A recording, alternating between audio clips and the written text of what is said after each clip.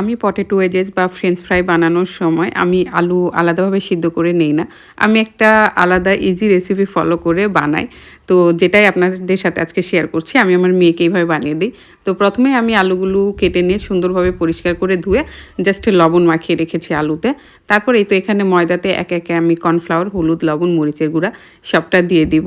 আর যেহেতু বাবু খাবে, বাবুর জন্য বানাচ্ছি যার জন্য আমি সবকিছু অল্প পরিমাণেই দিচ্ছি। আপনারা চাইলে পরিমাণটা বাড়িয়ে নিতে পারেন। আর এখানে আমি চালের গুঁড়াও দেই, বাট চালের গুঁড়া ছিল না জন্য আমি এড করতে পারিনি। তারপরে এই তো অল্প পরিমাণ পানি দিয়ে আমি সবকিছু একসাথে সুন্দরভাবে মেখে নিয়েছি। আর এটা একটু ঘন করে মাখানোটাই বেশি ভালো। তারপরে এই তো একে, একে আমি মিশ্রণটিতে আলুগুলো ডুবিয়ে এইভাবে হালকা আঁচে ভেজে নিচ্ছি। এই যে দেখুন হয়ে গেছে আমার পটেটো ওয়েজেস। তো আমি এভাবে ইজি রেসিপি ফলো করে বাসায় যা, যা উপকরণ আছে সেগুলো দিয়েই আমি আরকি আমার মেয়েকে বানিয়ে দেই। আর এই রেসিপিটাই আজকে আপনাদের সাথে শেয়ার করলাম। আর হ্যাঁ, ময়দা যেটা আমি মাখিয়েছিলাম ওখানে আপনারা চাইলে ধনেপাতা দিতে পারেন। ওটাও বেশ মজাই লাগে।